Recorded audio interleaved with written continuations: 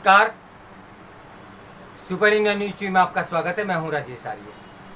आइए देखते हैं आज का विशेष समाचार। अपने हाथों अपना अहित करती कांग्रेस। कांग्रेस अपने रवैये से मुस्लिम समाज को मुख्य धारा में लाने में बाधक तो बन ही रही है, उसके बीच के कट्टरपंथी तत्वों को बल भी प्रदान कर रही है।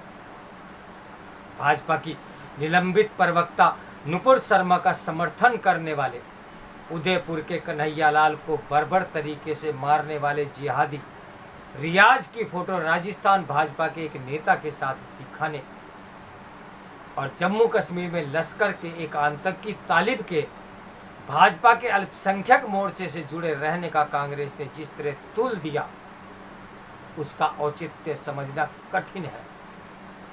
कांग्रेस ने इन दोनों जिहादियों के भाजपा से कथित जुड़ाव का उल्लेख करके ये साबित करने की कोशिश की कि यह दल आतंकियों से मिला हुआ है। यदि कांग्रेस इसी तरह की हास्यास्पद मानसिकता का प्रदर्शन करती रही तो उसकी बची कुची साख बचना भी मुश्किल हो जाएगा। कांग्रेस भाजपा को आतंकवाद में लिप्त साबित करने के लिए कितनी बेचैन थी, इससे समझा जा सकता है कि उसने इस विषय पर एक ही दिन में 22 शहरों में प्रेस कॉन्फ्रेंस की। कांग्रेस को जिसने भी इस तरह की प्रेस कॉन्फ्रेंस करने का सुझाव दिया, उसके विवेक और बुद्धि पर तरस ही खाया जा सकता है, क्योंकि किसी के भी गले ये बात नहीं उतरने वाली कि कन्हैयालाल की बर्बर हत्या में भाजपा का हाथ है या फिर उसकी लश्कर आतंकियों से सांठगांठ है। इस मामले पर 22 शहरों में प्रेस कॉन्फ्रेंस के पीछे यदि कांग्रेस का उद्देश्य भाजपा को आतंकवाद का समर्थन साबित करना और मुस्लिम समुदाय के एक वर्ग में बढ़ती कट्टरता से मुंह मोड़ना था, जैसा कि प्रतीत हो रहा है, तो इसे तुष्टीकरण की पराकाष्ठा ही कहा जाएगा। यदि कांग्रेस उदयपुर और अमरावती की घटनाओं के परिप्रेक्ष्य में मुस्लिम समाज के एक वर्ग में बढ़ती कट्टरता पर खुलकर कुछ नहीं कहना चाह रही थी, तो उसे कम से कम यह शिगुफा छेड़ने से बचना चाहिए था कि भाजपा आतंकवाद को संरक्षण दे रही है।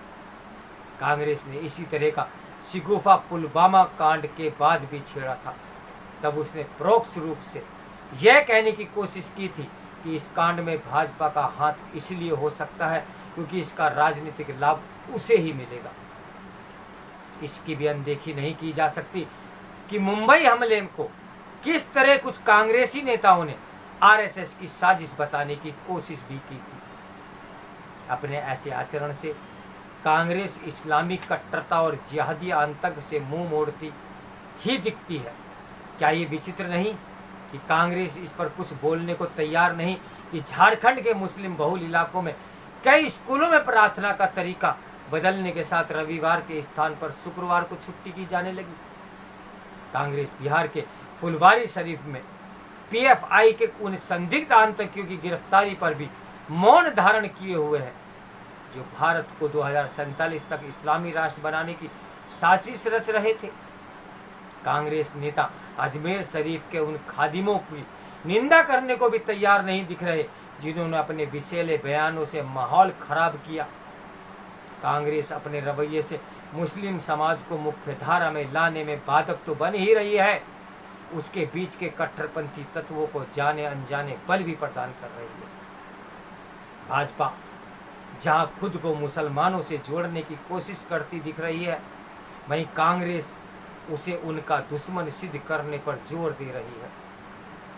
यह गैर जिम्मेदाराना राजनीति ही है। कांग्रेस जैसा रवैया स्वयं को सेकुलर कहने वाले अन्य विपक्षी दलों और कथित लिबरल बुद्धिजीवियों का भी है। वे एक अरसे से यह माहौल बनाने में जुटे हैं कि भारत में मुसलमानों को सताया और दबाया जा रहा है। ऐसा दुष्प्रचार उन तत्वों का काम आसान करता है जो मुसलमानों को बरगला और उकसाकर कट्टरपंथ के रास्ते पर ले जाना चाहते हैं। यह महज दुर्योग नहीं हो सकता कि कांग्रेस और इस जैसे अन्य दल मुस्लिम सांप्रदायिकता के खिलाफ कुछ कहने के लिए मुश्किल से ही तैयार होते हैं। वे कभी स्कूलों में हिजाब पहनने की छूट देने की मुस्लिम संगठनों की मांग का समर्थन करते हैं और कभी लाउड स्पीकर से अजान देने की जिद का। ये किसी से छिपा नहीं कि नागरिकता संशोधन कानून के खिलाफ मुसलमानों को किस तरह बरगलाया और भड़काया गया। वास्तव में इसी कारण इस कानून के खिलाफ जो धरना प्रदर्शन हुए उस दौरान देश के कई हिस्सों में बड़े पैमाने पर भी हिंसा हुई। इन धरना प्रदर्शनों की कोई आवश्यकता नहीं थी, क्योंकि इस कानून का भारत के किसी नागरिक से कोई लेना देना नहीं था।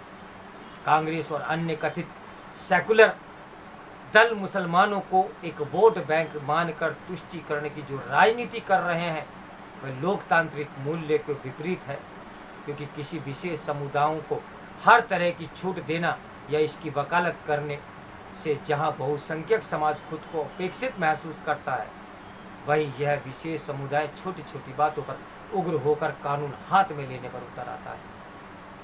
दुर्भाग्य से कांग्रेस और अन्य दल आज़ादी के बाद से यही रवैया अपनाए हुए हैं।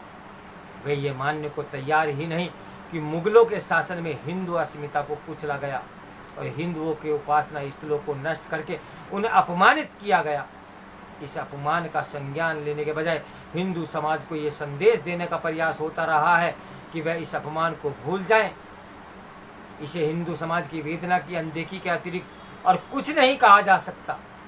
इस अनदेखी ने तो कई बार हिंदू विरोध का रूप भी ले लिया। यह किसी से छिपा नहीं कि अयोध्या में राम मंदिर निर्माण की हिंदू समाज की आकांक्षा या कांग्रेस या अन्य तथा कथित सेकुलर दलों ने किस तरह विरोध किया, यह सिलसिला अभी भी कायम है। वाराणसी के ज्ञानवापी परिसर और मथुरा के कृष्ण जन्म मंदिर स्थान मंदिर में जबरन बनाई गई मस्जिद और ईदगाह के मामले में कांग्रेस और अन्य विपक्षी दल हिंदू समाज की भावनाओं को महत्व देने के लिए बिल्कुल तैयार नहीं। एक और ये दल हिंदू अस्मिता की अनदेखी करते हैं और दूसरी और इस पर हैरान भी होते हैं कि भाजपा लगातार बढ़त क्यों हासिल करती जा रही है। यदि भाजपा देश की सबसे बड़ी और राजनीतिक दृष्टि में से सबसे ताकतवर पार्टी बन गई है तो इसलिए कि उसने हिंदू अस्मिता को अपनी आवाज़ दी और उसे यथोचित सम्मान देने की प्रतिबद्धता प्रदर्शित की। यदि कांग्रेस ने मुस्लिम समाज के तुष्टीकरण को कि अपनी राजनीति का परित्याग नहीं किया तो आने वाले समय में उसको और अधिक दुर्दशा होना तय है। यह कोई काट नहीं सकता। तो मेरे साथ बने रहिए सुपर इंडिया न्यूज़ टीवी की ब्रेकिंग न्यूज़ के लिए। नमस्कार, मैं हूं राजेश आर्य। इस समाचार के लेखक हैं संजय गुप्ता।